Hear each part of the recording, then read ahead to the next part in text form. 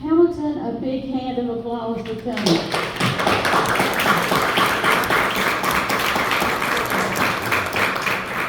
Well, thank you so much for that. That really summarized like the first half of my speech, so it's redundant.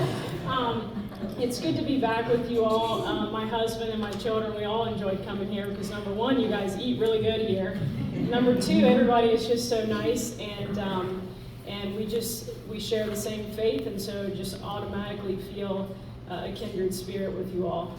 And so it's good to be back with you, and this time I'm in the hot seat, and I'm running for office, and I'm very honored to be endorsed by Nick, and he's going to be a hard one to replace. He's actually irreplaceable. We're all going to miss his fiery speeches on the House floor, and that's something that, you know, he's a one of a kind, and so I can't replace that, but what I can do is continue to vote conservatively and keep his record going, because no matter what, whether it was property rights or parental rights or gun rights, he always voted the right way, and I intend to do the same thing because that's what this district deserves.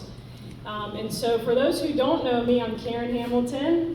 My husband ran for Congress this past year and unfortunately wasn't successful with that, but God had bigger plans, and God always knows what he's doing. And my husband's honored to be serving in the Trump administration right now as acting administrator at FEMA.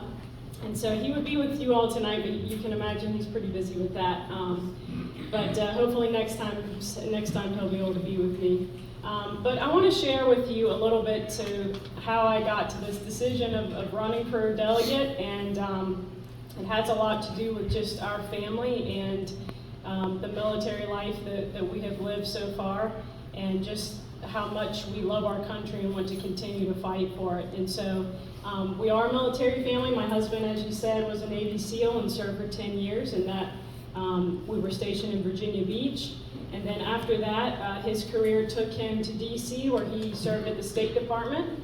And we are not city people, and so we moved about as far away from DC as we could tolerate for him to still make that drive. And so we live in Orange County, and we're blessed to live there. And I usually have my 3 kids with me.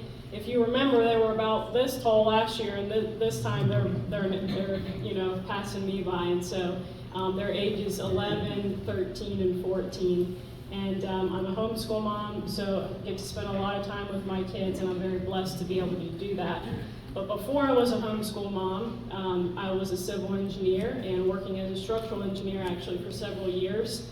But I decided to devote myself fully to being a mother and a wife while my husband was often deployed, and that's something that I am blessed to be able to do, and also have 0 regrets on doing that.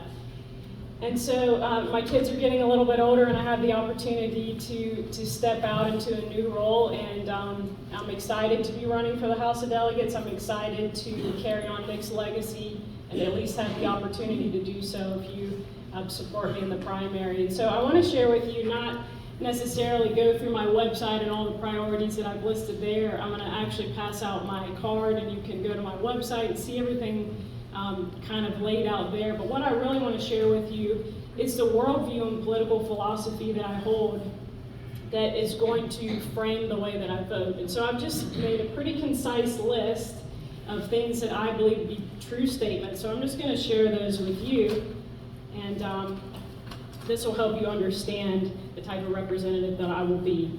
So number 1, I believe that God is the author of truth. Number 2, I believe there are only 2 genders. That used to be kind of common sense, but unfortunately I have to say that now. Number 3, I believe life begins at conception and should be protected from conception. Number 4, human beings have inherent worth. Number 5, parental authority comes from God, not the government. Number 6, gun control is unconstitutional. Number 7, people don't have a right to the goods or services of others. What number am I on? I didn't number these. 8, government intervention is the problem, not the cure. Number 9, nothing is free, everything is a trade-off. Number 10, capitalism reduces poverty. 11, pandemics or the opinions of bureaucrats don't supersede our individual liberties. And the last thing you need to know is that I support President Trump and his America First agenda, and I'm proud to do so. And like I said, I'm honored to have Nick's support, as well as Delegate Phil Scott and Minority Leader Todd Gilbert. Very blessed to have them behind me, and I look forward to serving in the House of Delegates with your support and continue to give the conservative voice for this district and fight strongly for the principles that we believe in. So thank you for having me here tonight, and I'd be happy to take any questions that you might have. If you have time for that.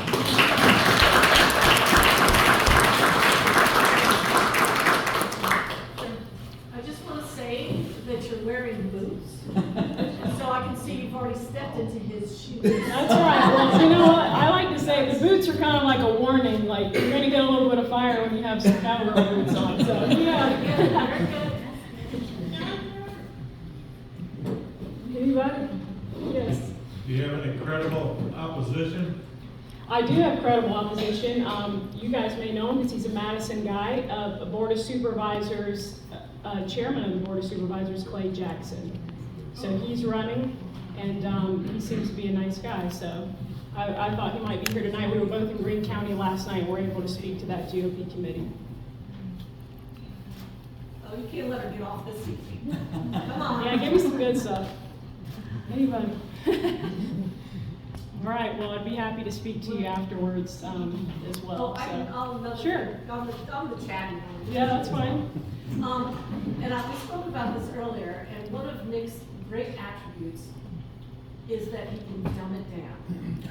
And that is not disrespectful. That is taking these bills, and I'm sure you all agree, you read these bills and you don't have a clue as to what they say.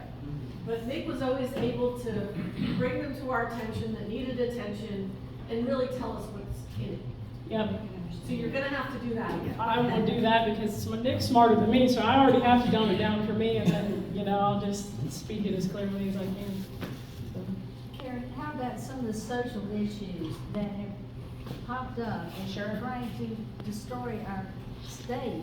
Well, that's a huge reason of why I'm voting. Would you tell us a little bit about what you do not believe that we should be involved in?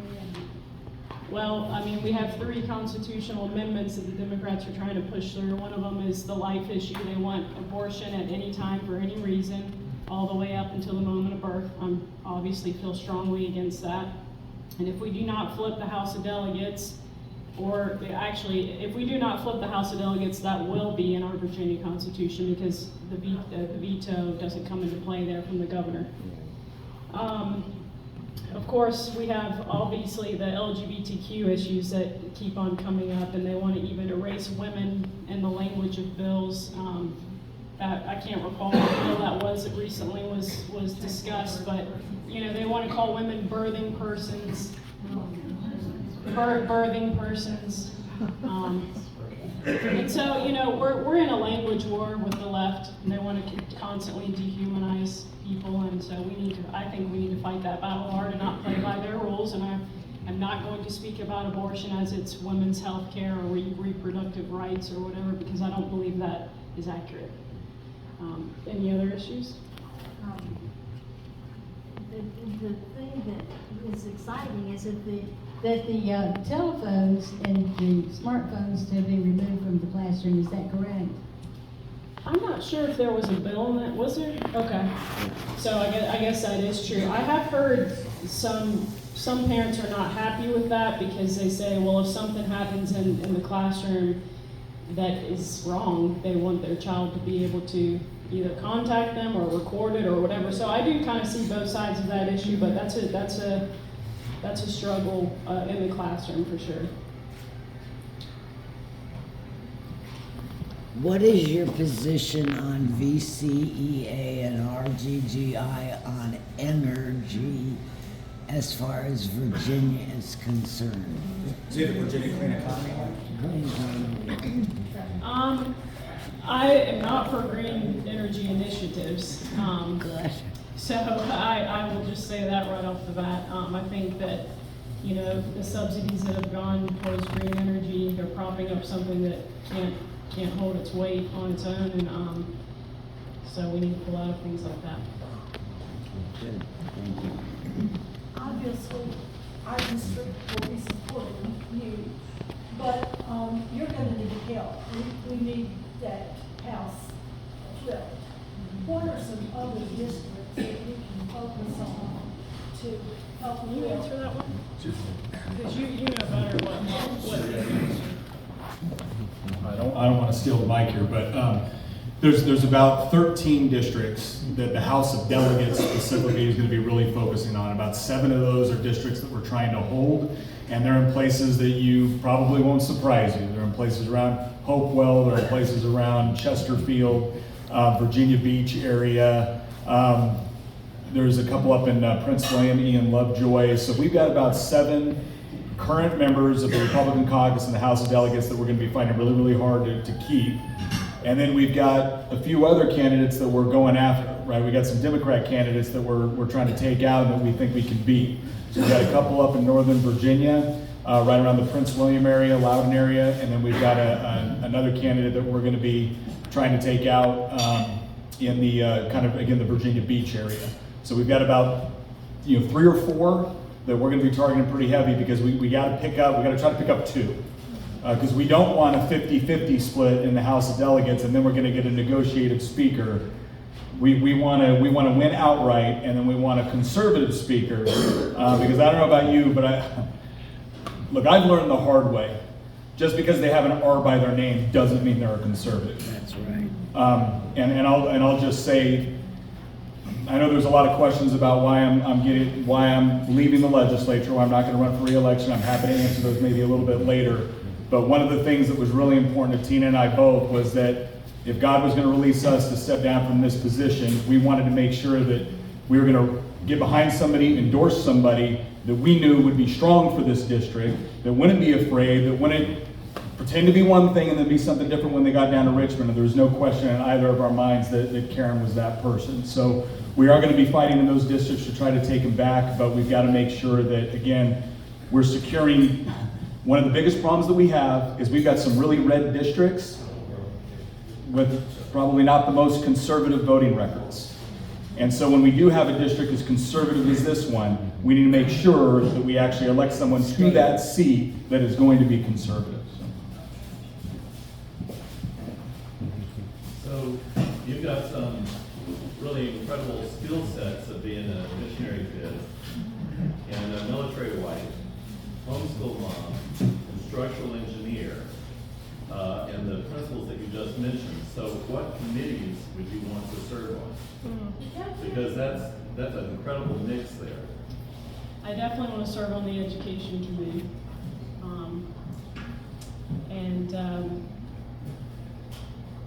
I want to, I haven't thought through totally what I would want to be on, but I know education is a big one because I want to fight for school choice. And I just feel like the future of our Commonwealth is just at such risk with the path that we're on as far as our children, that we have to do an about face with the education system and clean it up. And so that's the main one that I would want to be on. Also, the gun issues, I'm going to be a hawk on those as well. So. I should know this, but when is the primary? June June 17th. 17th. That would be-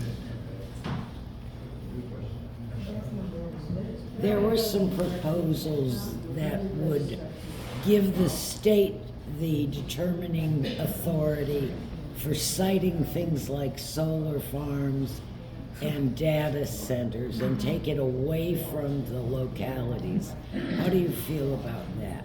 I'd like it to stay in the localities, because I want people to go up to their board of supervisors meetings and be able to fight for their viewpoints. Yeah. I think it's important to note that early voting starts on May 2nd. That's right, early voting starts May 2nd, right around the corner. We're still doing this 45-day nonsense, but we've got to fight all 45 of those days, so spread the word and tell 10 friends.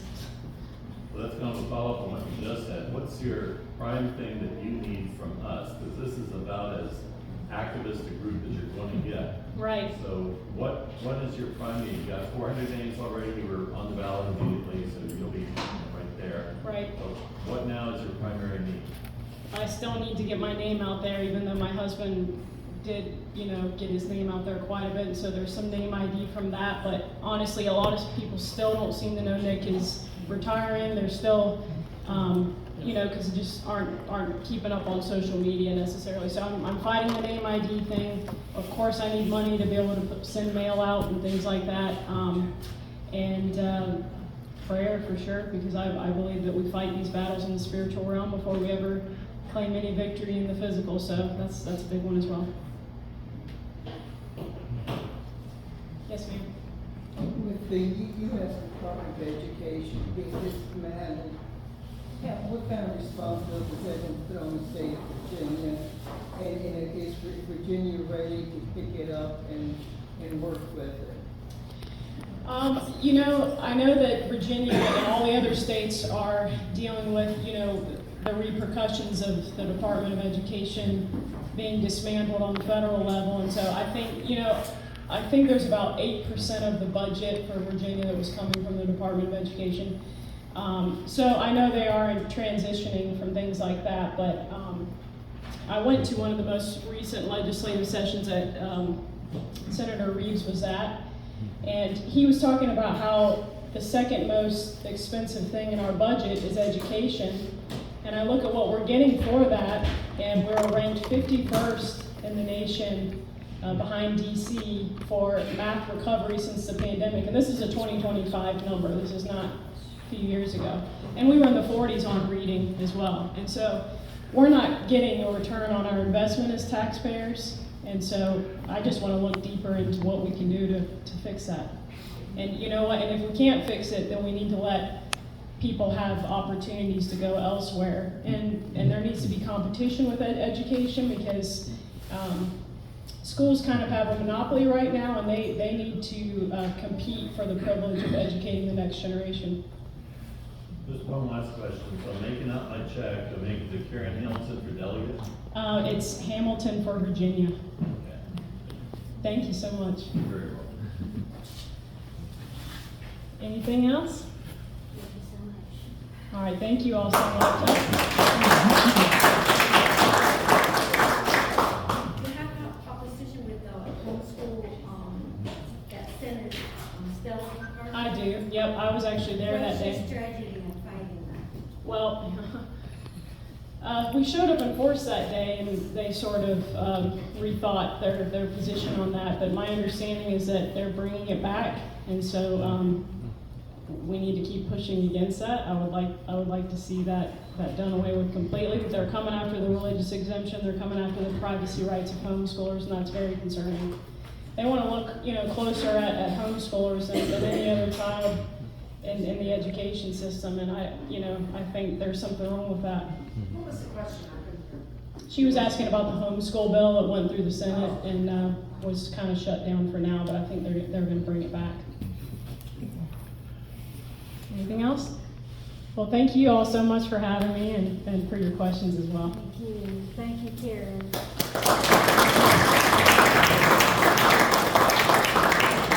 I think one of our strong suits is this